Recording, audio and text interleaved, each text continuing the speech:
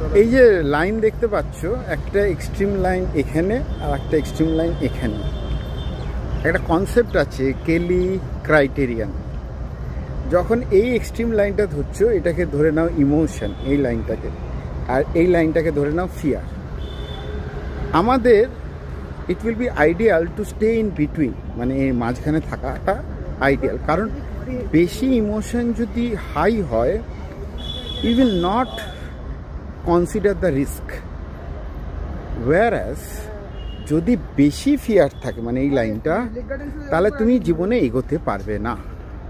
তার মানে ইমোশন আর ফিয়ারের মাঝখান রাস্তা ফলো করা উচিত। যখনই কোনো এক্সট্রিম হয়ে যাবে, ইমোশন হাই এই লাইন, তো emotion will push forward you, whereas যখন fear it will push backward, মানে অত অবধি এগোতে পারবো না, ভয় লাগছে। তাহলে এইটাকেই আমরা কি বলি, Kelly criteria, to stay in the middle. যেরকম আমি মাঝখান দিয়ে হাঁটছি, আর একটু 19-20 হলেই আমি পড়ে যাব। তো এই কনসেপ্টটা কেলি ক্রাইটেরিয়ান বলেছে, অ্যামাউন্ট দ্য হিউম্যান নেচার।